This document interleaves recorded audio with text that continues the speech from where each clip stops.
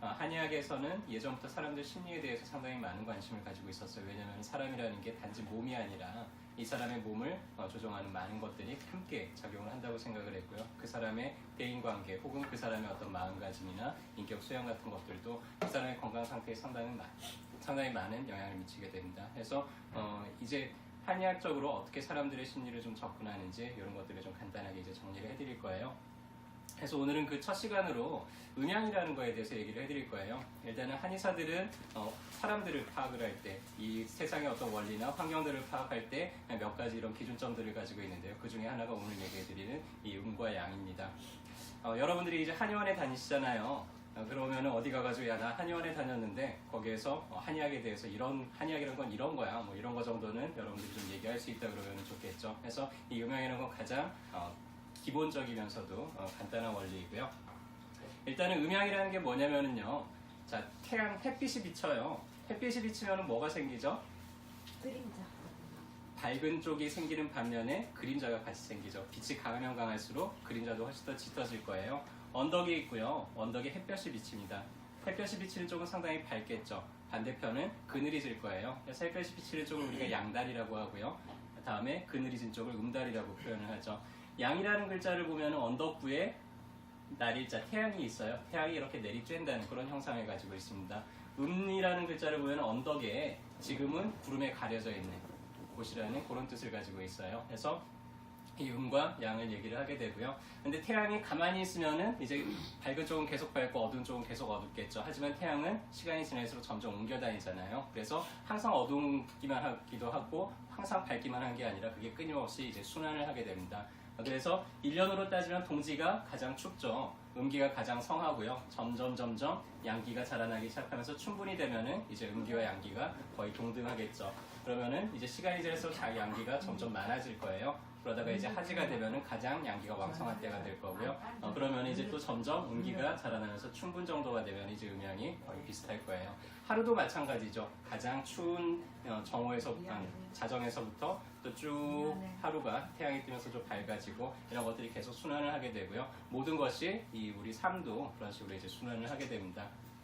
태초에는 아무것도 없다가요 태극이라는 게 생겼어요. 그래서 무언가 하나됨이 있었고 하나됨 사이에서 이제 차이점들이 생겨나기 시작을 했습니다. 그게 이제 둘이에요. 두 이자를 보면 하나는 길고 하나는 짧아요. 이렇게 차이가 생기기 시작했다는 뜻이죠. 이게 이제 음과 양이 되고요. 이게 또 다시 분화가 돼서 사상이 되고 또 다시 둘로 나눠져서 팔개가 되고 이런 식으로 형성이 됩니다. 해서 태초에 하나에서부터 분화되고 해서 세상 만물들이 이제 생겨났죠. 자, 이런 우주가 태어난 탄생한 원리를 이제 한의학에서는 이렇게 얘기를 하는데요. 이런 것들은 창세기 성경에서도 나와요. 태초에 혼돈이 있고 어둠이 있다가 말씀이 빛이 있으라 하니까는 이제 어둠과 빛이 생겼죠. 그래서 밝은 걸 낮이라고 하고 어두운 걸 밤이라고 하고 거기서부터 이제 천지창조 하나씩 세상의 만물들이 소생을 하기 시작을 했습니다. 여러분들이 태어날 때도 태초에는요 세포가 하나였어요. 수정란 하나에서 둘로 나뉘고 넷으로 나뉘고 여덟로 나뉘고 하더니 계속 분화해서 지금 우리 몸의 세포는 60조 개 정도 된다 그래요. 그 세포가 단 하나에서 이제 시작을 했죠. 아기가 처음에 태어날 때도 마찬가지일 거예요. 태어나서 세상을 아무것도 인식을 안 하고 있어요. 눈을 감으면 그냥 깜깜할 뿐이고요. 눈을 뜨면은 밝아요. 그러다가 이제 사물을 하나씩 구겨짓기 시작하면서 인식이 자라나기 시작을 하죠. 모든 것의 시작이 무에서 유가 되고요. 이 유가 점점 이제 분화가 되어 나가는 그런 형상을 가지고 있습니다. 그래서 음양이라는 거는 이 동양에서 세상을 바라보는 하나의 기준이기도 하고 잣대기도 하고요. 그렇습니다. 서양에서는 도량형이라는 게 발달을 했죠.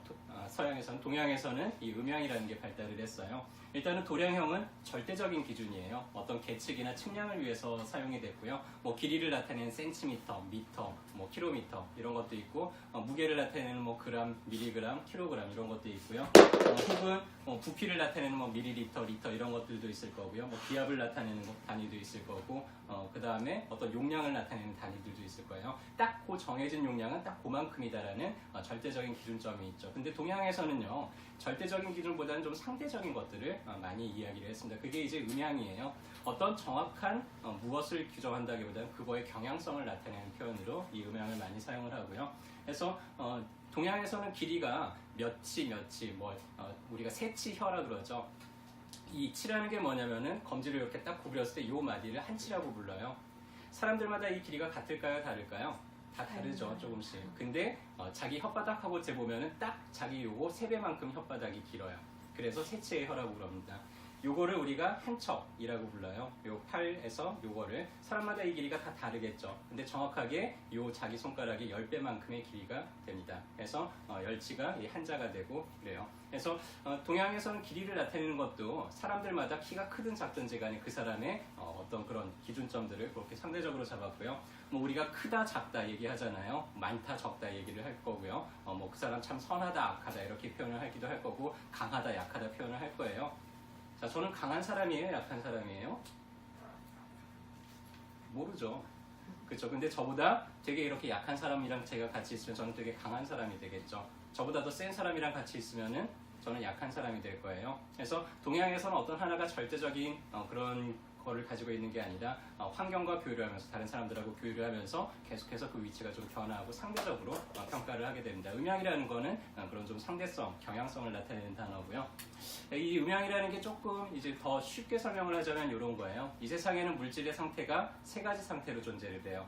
고체, 액체, 기체 이 3가지 상태로 존재를 합니다. 고체는 딱딱하고 만질 수가 있고요. 그 다음에 무게가 있죠. 액체는 뭔가 물체에 있지만은 만졌을 때 이렇게 만져지지는 않고 쉽게 움직여요. 기체는 이제는 형체가 없죠. 하지만 존재하기는 존재하죠. 자, 이 3가지 상태가요. 물건을 쪼개고 그 성질을 그대로 유지한 채로 가장 작은 단위를 우리가 분자라고 불러요. 그리고 이 분자 사이에는 2가지 힘이 있습니다. 서로 끌어당기는 인력이 있어요. 지구가 우리를 끌어당기고 있기 때문에 우리가 지구를 열심히 걸어 다닐 수가 있죠. 그리고 물체 사이에는 서로 반발력이 있어요. 여러분들 지하철 타면은 한쪽 구석에 여기 앉아 있어요, 누가. 그럼 어디 앉아요, 그 다음 사람은?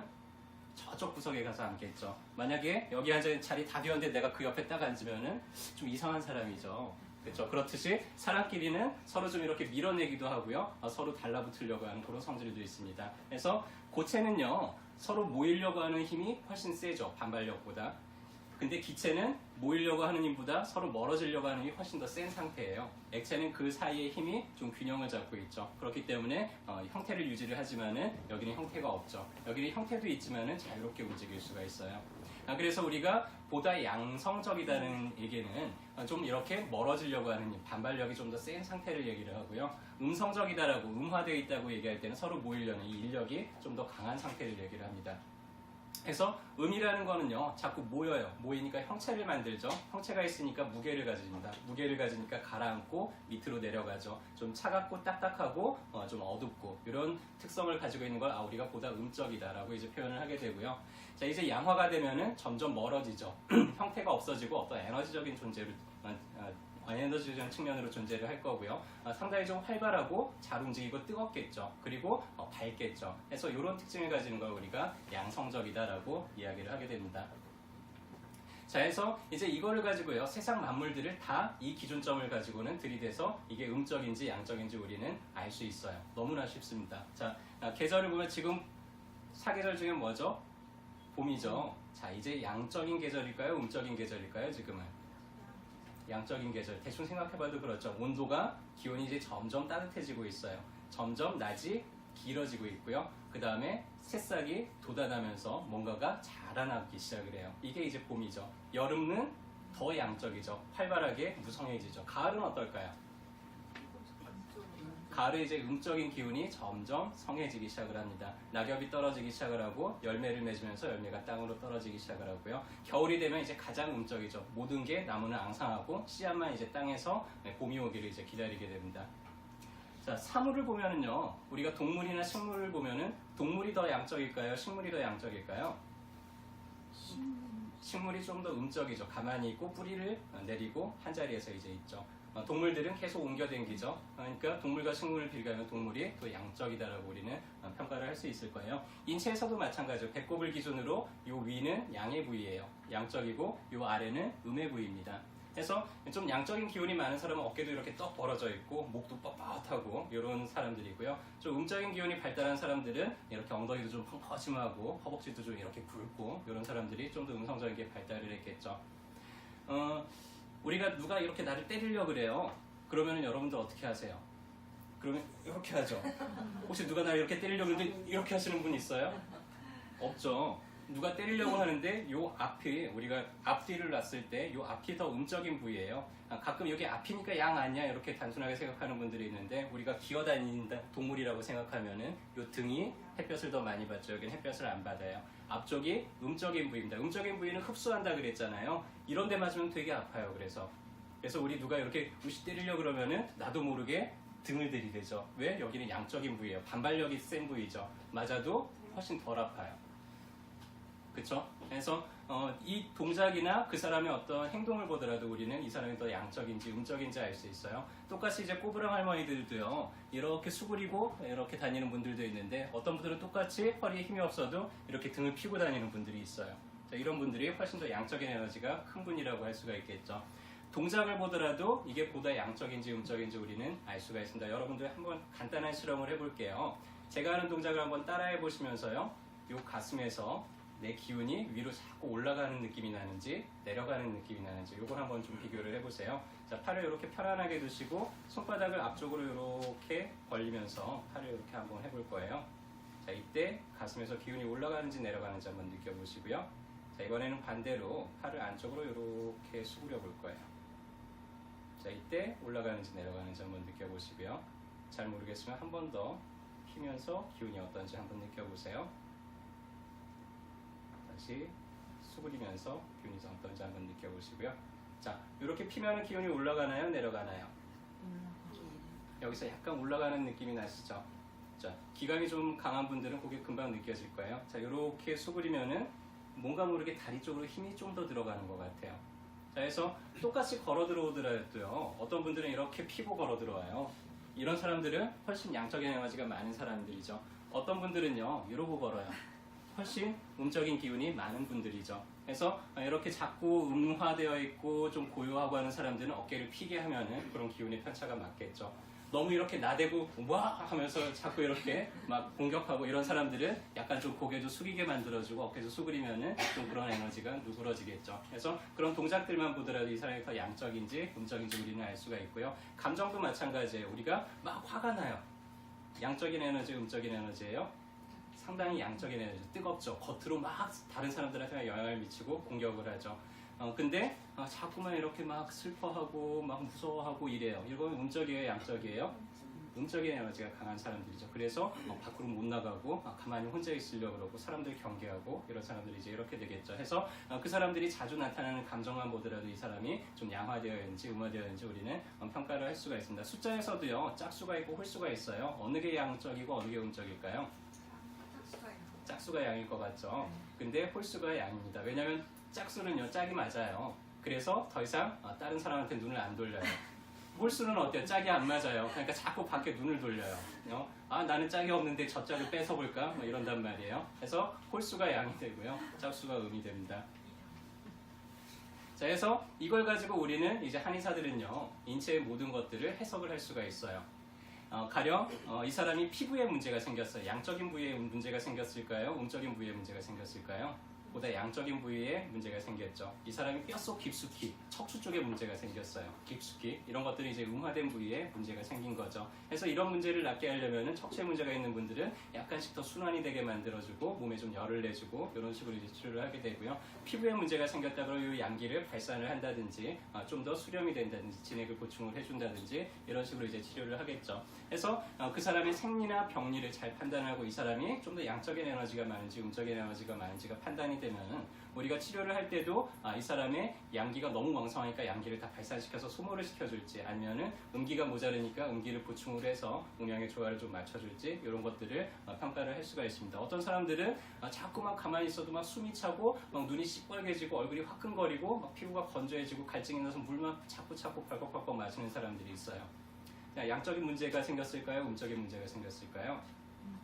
양적인 문제가 생겼죠. 이런 사람들한테 매운 거 먹게 하고 기름진 거 먹게 하고 그러면 증상이 어때요? 더 심해지죠. 그래서 이런 사람들은 좀 담백하게 먹게 하고 물 많이 마시게 하고 그 다음에 좀 차분하게 기운을 가라앉혀주고 약을 쓰더라도 좀 음적인 에너지를 보충을 시켜줄수록 사람이 점점 이렇게 몸의 균형이 맞게 됩니다. 어떤 사람들은 입맛이 없어요. 먹지도 못하고 조금만 날씨가 추우면 오돌오돌 떨고 옷만 찾으려고 그러고요. 조금만 차게 먹으면 배가 살살 아프면서 자꾸 설사를 해요. 자, 이런 사람들한테 아이스크림 먹이면 어떻게 될까요? 큰일 나죠. 물 많이 마셔라 그러면은 더 자꾸 설사하고 소변 보고 할 거예요. 그래서 이런 사람들은 좀 매운 거 평소에 먹게 하고 좀 활발하게 땀내고 운동하게 하고 하면은 그런 에너지가 맞겠죠. 약을 쓰더라도 몸에 좀 열을 나게 하는 이런 약을 쓰게 되면은 훨씬 몸이 좋아질 거예요. 그래서 상당히 쉽죠.